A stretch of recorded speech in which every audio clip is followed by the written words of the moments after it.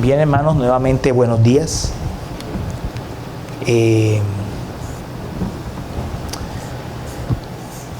Como les comentaba, vamos a esta mañana, luego de haber terminado ya la serie del Sermón del Monte, vamos a tomar el día de hoy para hablar un poco acerca de la Cena del Señor, particularmente del pasaje que leímos, el segundo pasaje que leímos, 1 Corintios 11, versículos 23 al 34. Sobre todo porque la cena la celebraremos la próxima semana. Y es bueno que sepamos, o que por lo menos estemos unidos, acerca de lo que significa este importante sacramento, este importante medio de gracia. Y la Cena del Señor no es difícil de entender.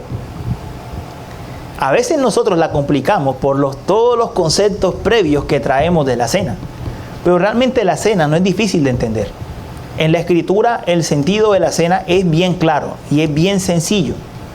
Y lo voy a ilustrar con una experiencia que sé que todos los que estamos aquí hemos vivido. Y es la experiencia de ir a comer en la casa de nuestros papás. Yo sé que a todos aquí nos gusta la comida del esposo, de la esposa, la disfrutamos, pero es una experiencia diferente ir a la casa de nuestros padres o de nuestros abuelos, si fueron nuestros abuelos los que nos criaron, a comer.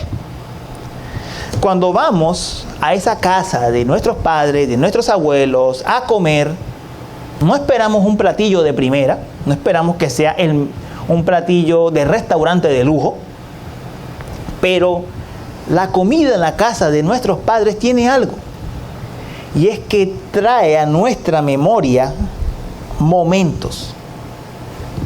Nos recuerda el vínculo que tenemos con nuestros padres. Nos recuerda ese vínculo que tenemos con nuestros padres. ¿Cómo nos preparamos para ir a esa comida especial en casa de nuestros padres? Nos vestimos, ellos nos invitan, nos vestimos, llegamos con la ropa adecuada. Nuestros padres preparan la comida, normalmente no dejan que entremos a la cocina, la preparan ellos, preparan la comida y cuando está lista es servida en la mesa y disfrutamos del sabor, pero sobre todo, más que el sabor, está ese sentido de familia. Sentarse a la mesa, comer ese platillo especial con nuestros padres, nos recuerda que somos parte de esa familia. Que aunque estamos lejos, en otro país, en otra ciudad, seguimos perteneciendo a la familia.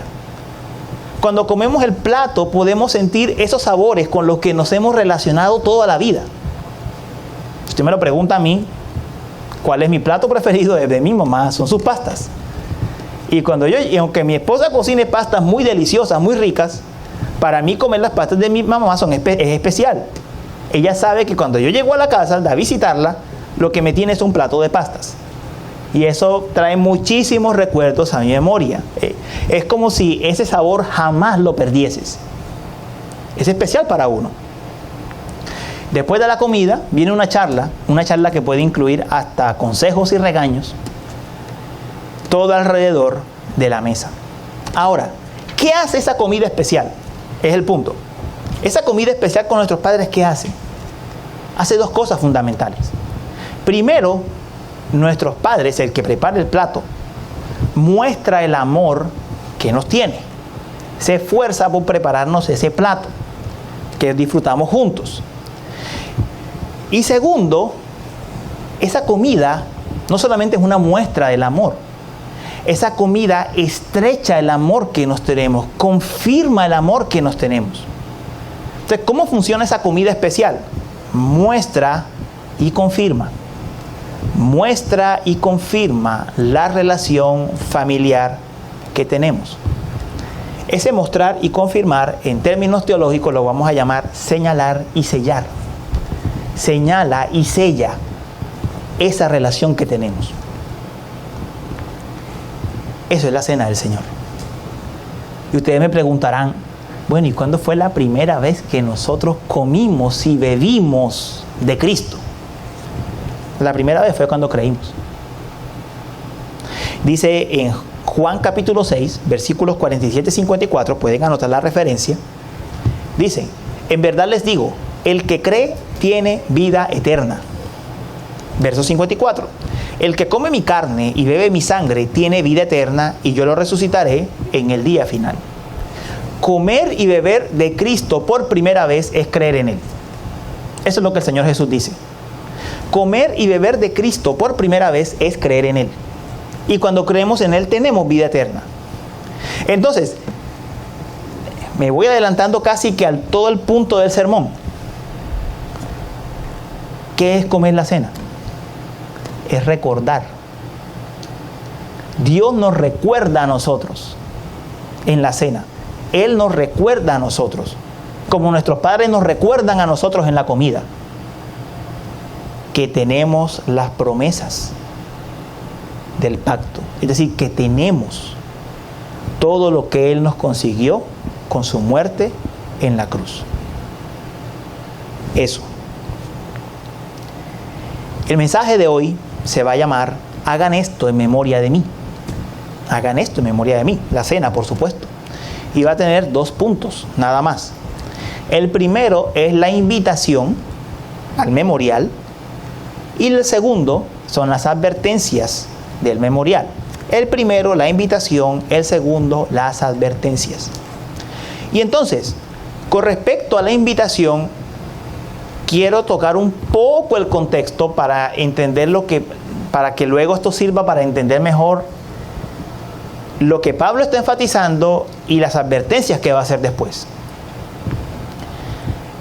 En la iglesia primitiva, luego se celebraba al final del servicio la cena y luego se celebraba algo que era llamado el ágape o la comida de amor. Era una comida en la que la iglesia tenía comunión los unos con los otros, compartían la comida. En esta fiesta de amor o ágape, en que llevaban comida para compartir los unos con los otros, estaba ocurriendo un problema en la iglesia de Corinto. ¿Cuál era? Dice el pasaje que en el ágape cada uno tomaba primero su propia comida. Lo dice el versículo 21. Cada uno tomaba su propia comida. Cada uno llevaba tanto vino que tomabas todo el vino y se embriagaba. Se emborrachaban en los ágapes. Y los pobres, los que no tenían nada para llevar, ni siquiera comían. Entonces, ese es el punto que está tocando Pablo aquí. O sea, él va a hablar de la cena en el contexto del problema que estaba pasando en el ágape. El ágape mostraba que la iglesia realmente no vivía en comunión los unos con los otros como el cuerpo de Cristo. Eso es lo que el ágape manifestaba. La cena del Señor decía que eran el cuerpo de Cristo. La iglesia, que estaba en comunión con su Señor. El ágape decía todo lo contrario. Que había rivalidad entre ellos, que había celos entre ellos, en que realmente no se comportaban como hermanos. Entonces es allí donde Pablo entra a recordar en qué consiste la cena del Señor. Es allí donde él entra a recordarlo. Y dice en los versículos 23 al 25, porque yo recibí del Señor lo mismo que les he enseñado, que el Señor Jesús, la noche en que fue entregado, tomó pan, y después de dar gracias, lo partió y dijo, esto es mi cuerpo que es para ustedes. Hagan esto en memoria de mí. De la misma manera tomó también la copa después de haber cenado, diciendo, esta copa es el nuevo pacto en mi sangre. Hagan esto cuantas veces la beban en memoria de mí. Entonces, el Señor instituye la cena. Toma el pan, lo reparte. Ya desde allí empieza la amonestación. El Señor no se comió el pan, lo partió y lo repartió entre todos. Desde allí empieza la amonestación a la iglesia. Pero lo que quiero enfatizar es que la cena del Señor se instituyó, como Pablo bien lo destaca aquí, la noche que el Señor fue entregado. y el Señor fue entregado en una noche de Pascua. Así que la cena fue instituida en el contexto de la Pascua. Ese punto tenemos que tenerlo presente.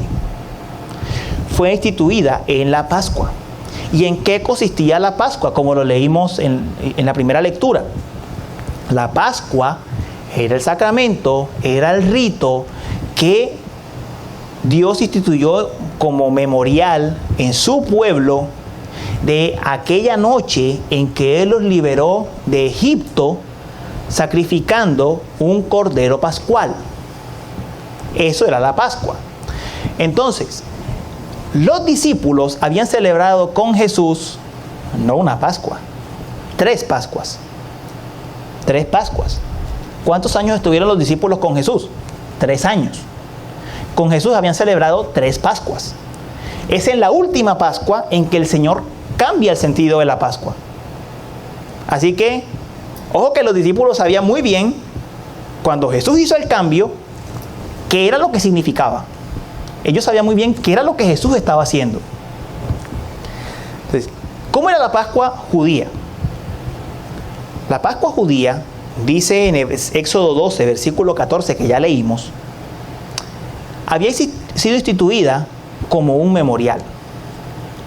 Dice en Éxodo 12, 14, lo leo en versión Reina Valera: y este día, el día de la Pascua, os será en memoria, y lo celebraréis como fiesta solemne para Jehová durante vuestras generaciones, por estatuto perpetuo lo celebraréis. Es decir, la ceremonia de la Pascua fue instituida como fiesta por el Señor en memoria de lo que el Señor había hecho por ellos. Así que cuando Jesús dice: hagan esto en memoria de mí, Jesús está tomando la Pascua y le está tomando el sentido ahora de lo que Él va a hacer en la cruz. O sea, ahora no es en el sentido de que la Pascua tenía que ser en memoria de la liberación de Egipto, es en memoria del sacrificio pascual de Cristo. Allí es donde el Señor hace el cambio. Es en memoria del sacrificio pascual de Cristo. Pero ahora, ¿qué significa que sea en memoria? Este es el punto clave. ¿Qué significa que sea en memoria? Un par de pasajes para entenderlo. Vamos primero a Génesis 9.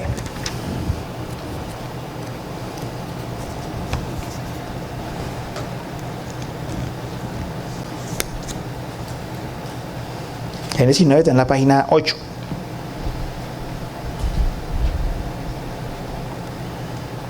Génesis 9, verso 14. Vamos a ver qué significa que el Señor haga memoria de su pacto en el contexto de el arco iris.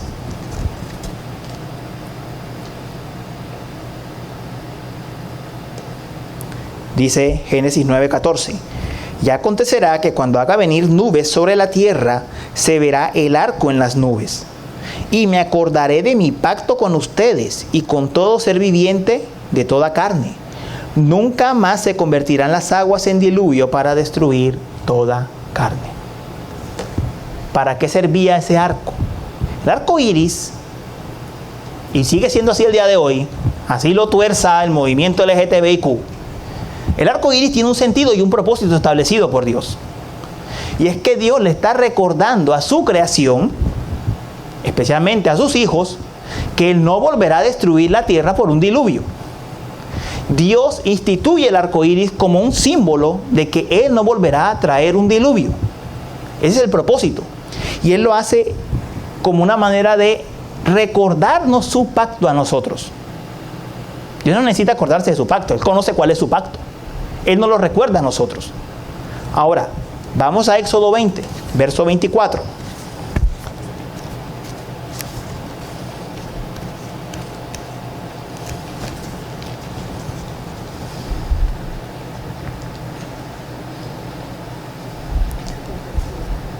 Página exactamente 76-77.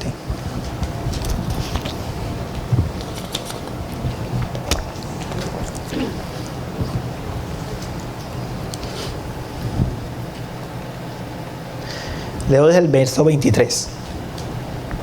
Dice: no harán junto a mí dioses de plata ni dioses de oro, no se los harán. Harás un altar de tierra para mí, y sobre él sacrificarás tus holocaustos y tus ofrendas de paz, tus ovejas y tus bueyes. En todo lugar donde yo haga recordar mi nombre, vendré a ti y te bendeciré. Esto fue una ley provisional que el Señor había dejado antes de que se construyera el templo, el tabernáculo y el templo, que adorarían en altares de piedra. Básicamente, ¿qué decía esta ley provisional? Que ellos harían sacrificios al Señor en esos altares de piedra, y Él allí haría recordar su nombre y vendría y los bendeciría. Ese sentido de que el Señor se acuerda, que el Señor hace memoria, es el sentido de la Santa Cena. Recuerden que ese sentido de hacer memoria está en la Pascua. Y Jesús lo que está cambiando es la Pascua.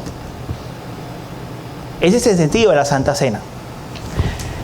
Hermanos, en otras palabras, el hecho de que la cena sea en memoria de Cristo quiere decir que el Señor, cada vez que la mesa se pone en la iglesia, está haciendo memoria de su pacto con nosotros, recordándonos que en el momento en que nosotros vinimos a la fe en Él, los beneficios de la obra de la cruz son nuestros. La cena señala, es una señal. La cena señala que aquellos beneficios que nosotros obtuvimos la primera vez que comimos y bebimos de Cristo, y recordemos, ¿cuál fue la primera vez que nosotros comimos y bebimos de Cristo? Cuando creímos en Él. Que los beneficios de la primera vez que comimos y bebimos de Cristo son nuestros.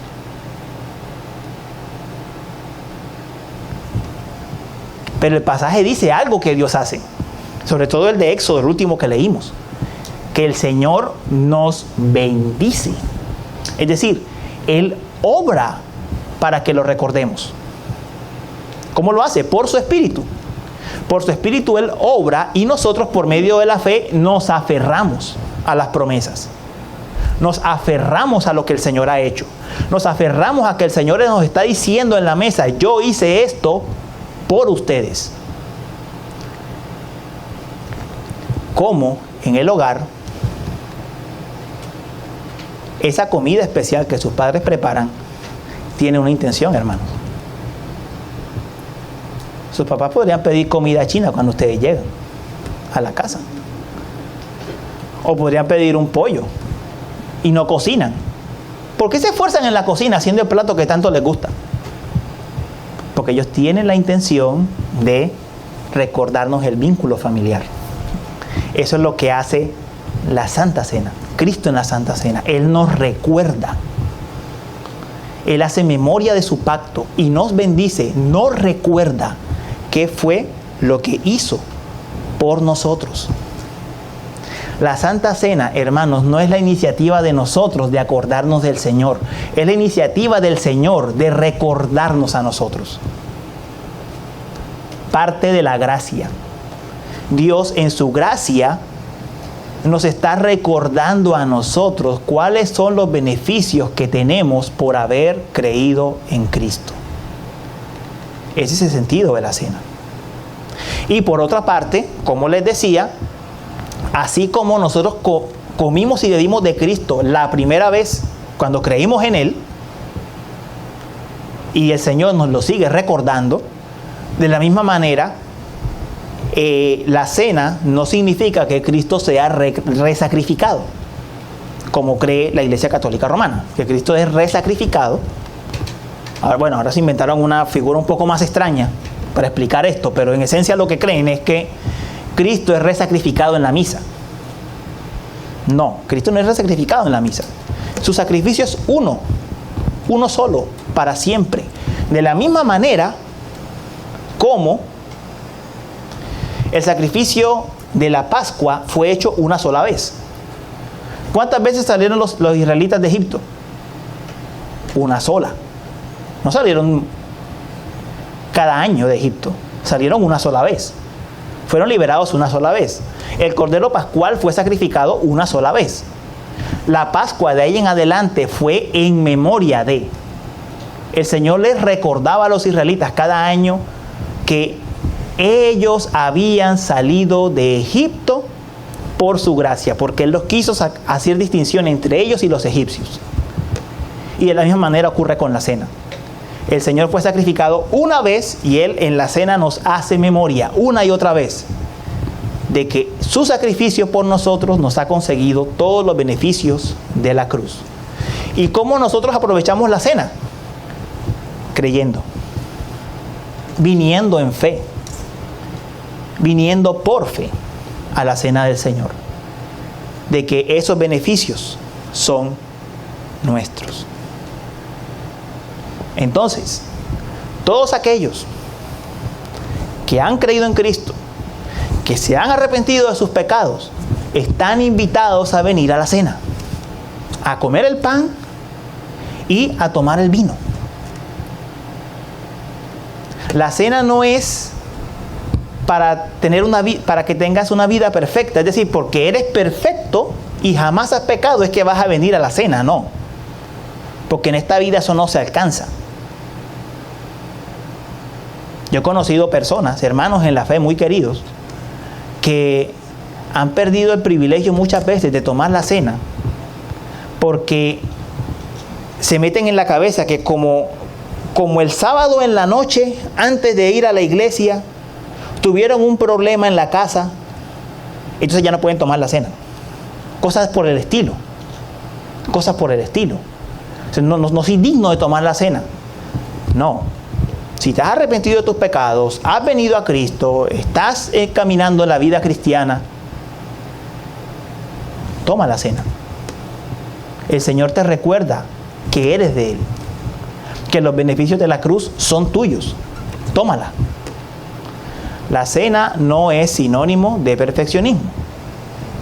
Pero como vamos a ver más adelante, tampoco significa que tenemos que tomarla a la ligera. Tampoco podemos tomarla a la ligera. Entonces, como dice un antiguo documento de la Reforma Protestante, los que están descontentos consigo mismos a causa de sus pecados, pero que confían que sus pecados han sido perdonados y que las flaquezas que todavía quedan son cubiertas por el sufrimiento y muerte de Cristo, y que más desean fortalecer su fe y vivir una vida mejor, vengan a la mesa. Ese es el sentido de la mesa.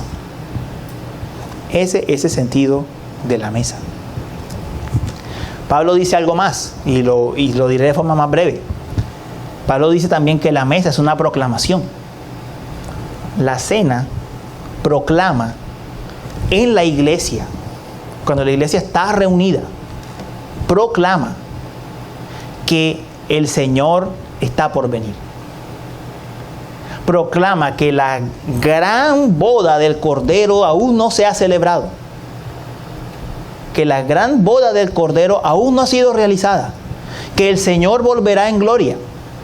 Anuncia, la cena proclama y anuncia que todavía queda una cena más grande por tomar. Y fortalece la fe del creyente diciéndolo: espera, porque todavía hay algo más grande que comer, todavía hay algo más grande que tomar. Pero también le dice al incrédulo que está en medio de la congregación: estás invitado a la mesa. Estás invitado a la mesa. Arrepiéntete de tus pecados, cree en Cristo y estás invitado a la mesa. Ahora, ¿cuáles son las advertencias que Pablo hace? Porque aquí Pablo está haciendo al final unas advertencias que tenemos que destacarlas.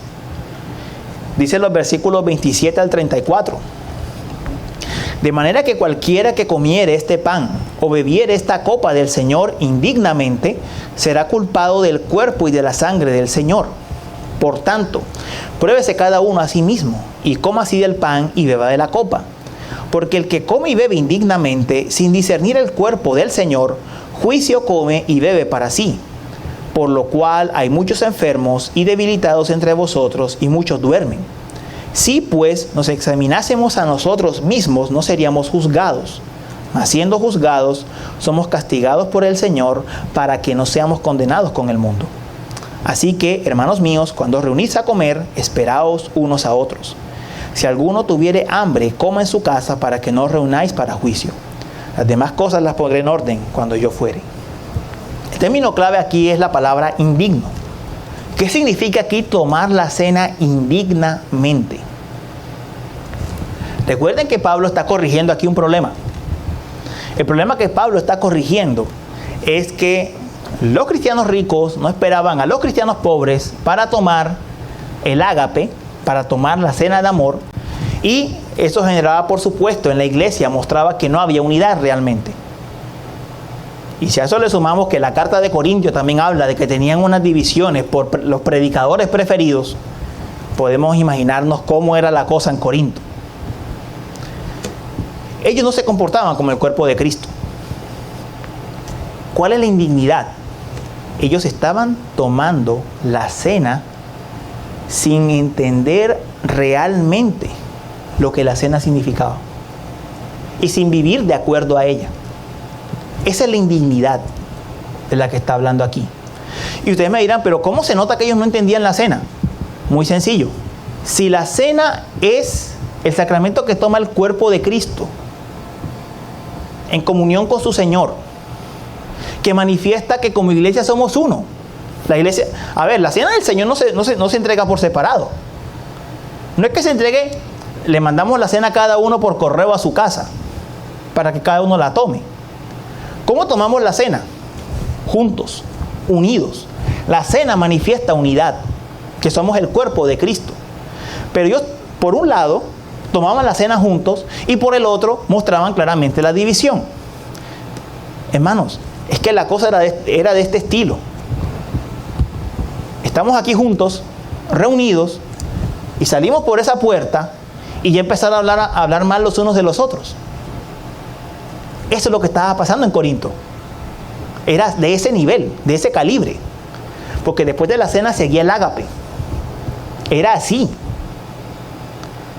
Entonces Pablo dice, la forma en la que ustedes viven, lo que se ve en el ágape, demuestra que ustedes no entienden la cena.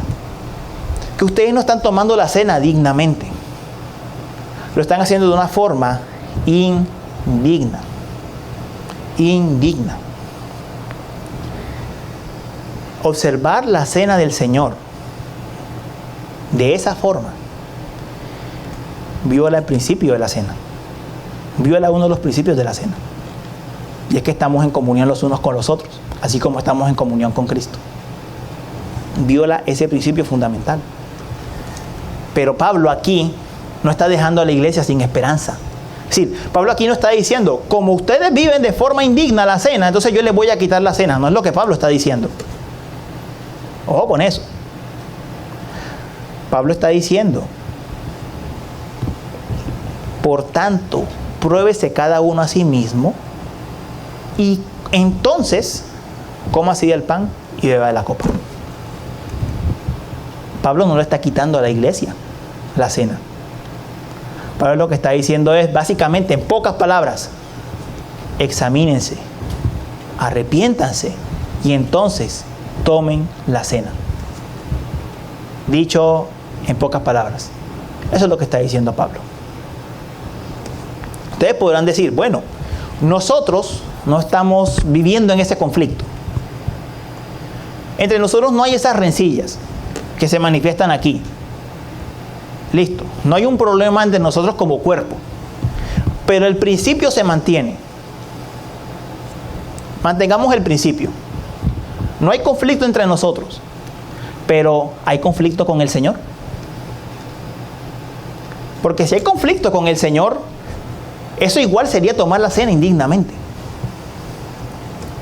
El punto de Pablo es no comprender lo que la cena significa y tomarla con la disposición de vivir lo contrario. Básicamente eso es lo que Pablo está diciendo. Entonces, la pregunta es, ok, entre nosotros no hay este tipo de conflictos, pero hay una disposición seria de arrepentirnos de nuestros pecados, de vivir en fe para el Señor, de dejar esos pecados que hemos dejado allí acumularse, que los hemos dejado allí ganar terreno en nuestras almas. Hermanos, es que la iglesia de Corinto no hacía esto una vez. Lo que está diciendo el pasaje es que cada vez que tomaban la cena, cada vez que se manifestaban las divisiones entre ellos en el ágape, no era una vez, era algo que practicaban. Esa es la pregunta que traslado a cada uno de ustedes. Manifiestan la vida de cada uno un deseo a no abandonar esos pecados que se han dejado anidar por tanto tiempo. Porque si es así, es tomar indignamente el pan y la copa. Si es así, es tomarla indignamente. Pablo da la solución, hermanos. Pablo, miren, la intención del pasaje, este pasaje a veces se utiliza para básicamente decirle a la gente, si no eres perfecto no vengas a la mesa. Pero la intención de Pablo no es esa. Mire, el pasaje al final dice cuál es la solución. El pasaje dice en los versículos 33 y 34, y miren la solución como es de sencilla, en un sentido. Así que, hermanos míos, cuando se reúnan a comer, espérense unos a otros. ¿Cuál era el problema? No se esperaban para comer. ¿Cuál es la solución? Espérense para comer. ¿Cómo se llama eso? Arrepentimiento. Esto es lo que está diciendo Pablo. O sea, Pablo no está diciendo no tomen la cena. Pablo está diciendo arrepiéntanse para que tomen la cena. Esa es la exhortación del apóstol Pablo. O sea, el último deseo de Pablo en este pasaje es privar a la iglesia de la mesa. Ese no es su propósito. Su propósito es que la iglesia la tome dignamente. Él advierte, pero advierte con amor. Y advierte con el propósito, como dice aquí, para que la iglesia no tome la cena para juicio, sino que la tome de forma digna. Porque al parecer en la iglesia de Corinto habían enfermedades e incluso muertes, dicho por Pablo con autoridad apostólica. No quiero decir que en todos los casos tiene que ser así, pero en el caso de la iglesia de Corinto habían enfermedades y hasta muertes por tomar la cena indignamente. Y de forma repetida, como se los dije, vez tras vez haciendo lo mismo. Nosotros sabemos que la enfermedad y la muerte viene por muchas razones. Siempre en la providencia y el consejo secreto del Señor. No tiene que ser siempre por esto. Pero en el caso particular de la iglesia de Corinto, eso era lo que estaba pasando. Entonces, mis hermanos, ¿qué es lo que Pablo está diciendo aquí? Recuerde lo que es la cena. Recuerde lo que el Señor hace en la cena. Recuerden que Él viene a hacernos memoria de su pacto. Él viene a fortalecer nuestra fe. No vivas en contra de la gracia que se te está mostrando en la cena. No vivas en contra del mensaje que se te está predicando en la cena. Porque si haces eso, la estás tomando indignamente. Examínate, pruébate, arrepiéntete y tómala. Ese es el mensaje de Pablo. Y tómala.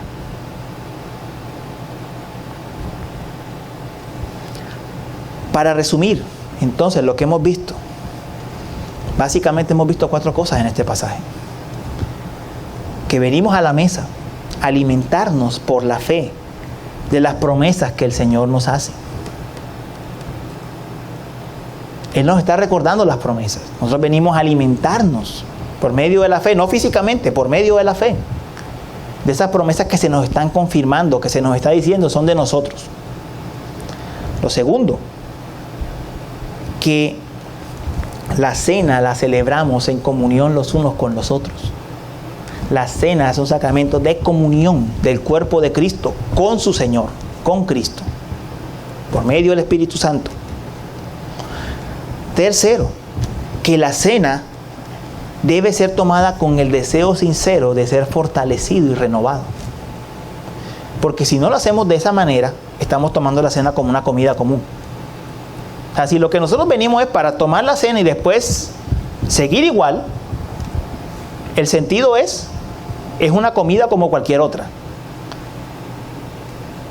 Pero si atendemos la exhortación de Pablo, probarnos, examinarnos, arrepentirnos de lo que nos tengamos que arrepentir y cambiar, va a ser de gran bendición para nuestras almas.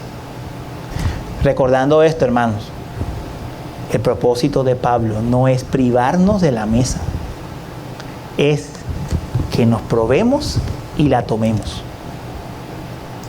teniendo siempre eso presente. Y cuando tomamos la cena dignamente, estamos proclamando al mundo el nombre de Cristo.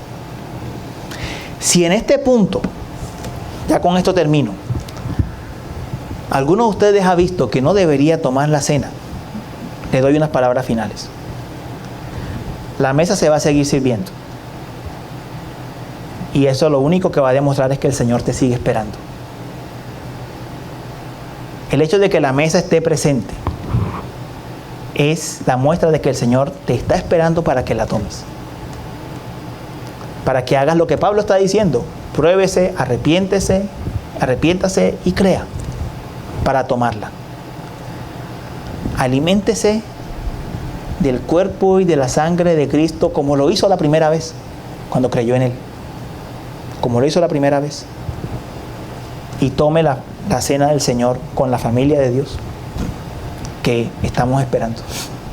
Estamos esperando. Vamos a orar.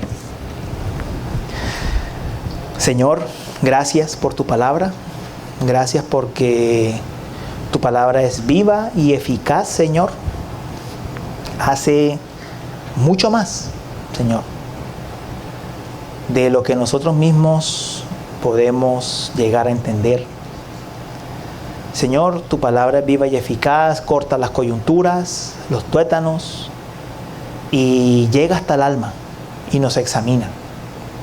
Señor, tú quieres que tomemos la cena el próximo domingo, pero que la tomemos, Señor, de manera digna. Ayúdanos, Señor, a cada uno de nosotros a examinarnos, a considerar, Señor, lo que significa tomar la cena del Señor, de manera, oh Dios, que podamos tomarla como alimento que fortalece nuestras almas. Te lo rogamos, Señor. Amén.